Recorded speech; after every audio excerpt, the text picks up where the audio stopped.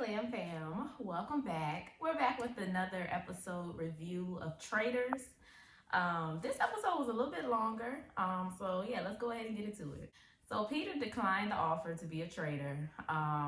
That's obviously going to put a huge target on his back. In my head, when that happened, I was like, he's definitely going to die next. Like, I was like, no second thoughts.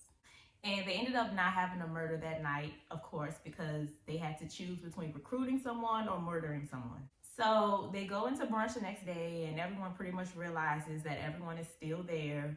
And they kind of put two and two together and realize that somebody was probably recruited, being that they just banished a traitor. So they're going around trying to, see who was recruited. Parvati really wants Peter to say something, but he chooses not to. And he told John that he was going to tell him later. And at this point, Parvati and Peter, they are really gunning for each other. It's like this little silent battle that they have going on. So we also start to see the house kind of split into like two different alliances. They call one of them the Peter Pals, which is Peter and his crew of faithfuls. They're all obviously faithfuls. And then everyone else is called what are they called? The Leftovers. They have their little secret meetings. They don't want anyone to interrupt them. They done sent Phaedra out. They done sent, I think it was MJ out when they tried to walk into the meeting. Knock, knock. What's up, MJ? MJ, you mind? I'm so sorry. For 1 second. MJ, give us 1 minute. Give you 1 minute of privacy because... You were going to love our plan. You're going to love this, but you... So they're pretty much forming their own alliance, and they're making it very obvious. So Peter tells his pals that he was recruited to be a traitor and that he didn't accept it. And he's still gunning for Parvati. But Trishelle, on the other hand, is still thinking that Phaedra is a traitor. If y'all remember the last episode, she started suspecting that Phaedra is a traitor because Dan called her out and Dan was revealed to be a traitor. So, she's still talking about Phaedra, but the group consensus is pretty much Parvati. So that's who they're gunning for at the round table. The Leftovers are gunning for Peter because he's pretty much the leader of that pack, and we've seen that running trend this entire show. The most outspoken person is suspected of being a traitor next. But I mean, the pals, they're right either way. Whether they go with Trishelle, who thinks that it's Phaedra, or whether they go with Peter, who thinks that it's Parvati, they're both traitors, so they're right either way. So yeah, I mean, they're really figuring it out. They know what they're doing, I guess. So they head to their next challenge, and their next challenge, they're split up into pairs of two, and they have to carry these money bags through the woods throughout a series of trivia questions. And if you get the questions right, you progress to the next level. If you get it wrong, one player gets left behind.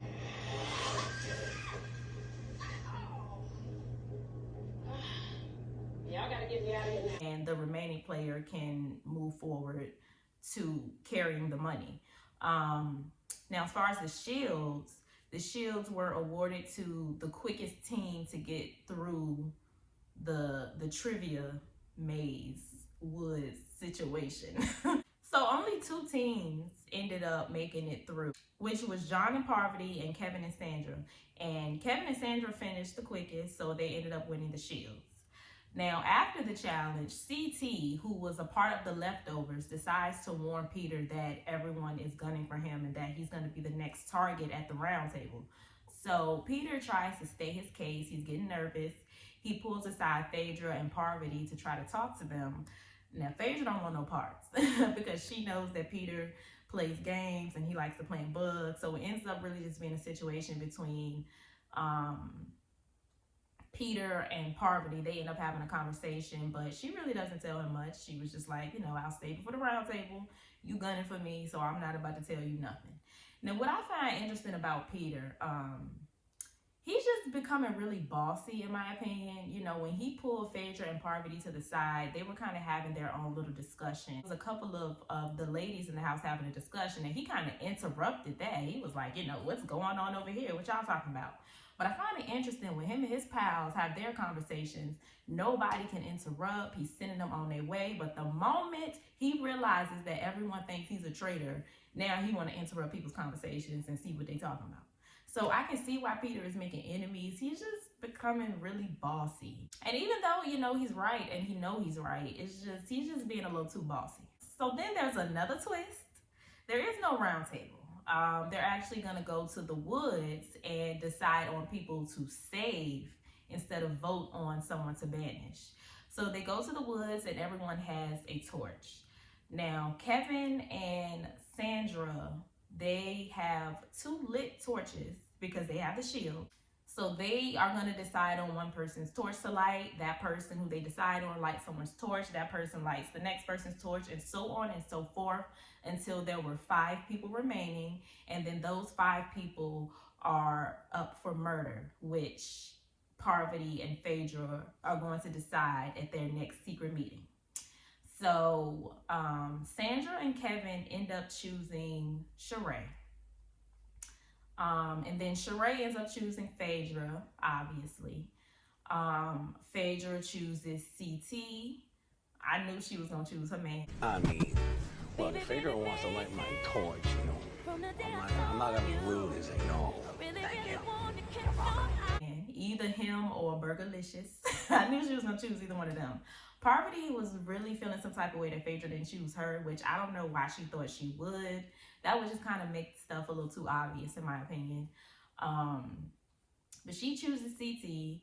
CT chooses John, which made Trishelle feel some type of way because she felt like they were really good friends. And then John chooses Peter, which upsets Parvati because now obviously he can't get murdered. So the 5 people that were remaining that are up for murder are Parvati, MJ, Bergie, Trishelle, and Kate, which obviously Parvati isn't going anywhere. So it's really just 4 people up.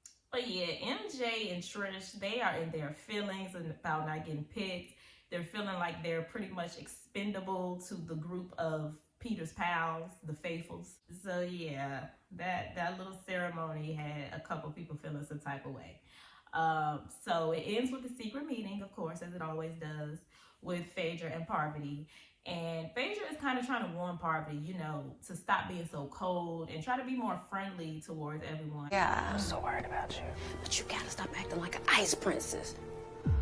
You gotta stop doing that. Like an ice princess? Yes! Okay, do I need to be nicer or what? Yeah, you give off Mean Girls a little bit, because you're just like... And Parvati is just, you know, she's, I guess, upset that everyone suspects that she's a traitor, so she's not really trying to make friends or anything, but Phaedra is just trying to tell her, like, you know, it's not a good look. You know, you might want to switch your game up. No, they are kind of starting to become suspicious of each other because Phaedra noticed Parvati's coldness after the whole torch situation in the woods, and Parvati is starting to think that Phaedra is planning to throw her under the bus, which I don't think Phaedra's trying to do. Surprisingly, Phaedra has been the most loyal traitor. And I just knew she was going to have it out for Parvati once she came for her, but when she let it go, she let it go. So yeah, it's still something kind of low-key brewing between the 2 of them, but they're playing very nice. So yeah, it ends with, of course, we don't know who's going to be murdered. We find out next week. And yeah, that was the end of that episode. Now, I really wanted Peter to go. I just knew he was going to go this episode. I'm mad at John. Hopefully, I don't know who they're going to get rid of, though. Hopefully Trishelle, since she's suspecting Phaedra. You know, they were kind of considering Bergie because he's Peter's right-hand man, but Bergie is not suspicious of Phaedra at all. And, you know, they're really good. So I don't think she's going to allow that to happen. Kate is really not on anyone's radar. She kind of just got there, so I don't think anyone's worried about her. But they possibly could do that just to throw everybody off because, you know, they love a pointless murder just to not give nobody no clues. And then with MJ, she's a part of Peter's pal. So, I mean, I don't know. It just depends on whether they want to get that side out or if they just want to keep throwing everybody off. And I don't know what they're going to do. Yeah, that was this episode. Y'all let me know what y'all thought about everything in the comments down below. Stay happy, healthy, and all of that good stuff. And I will see y'all in my next video. Bye.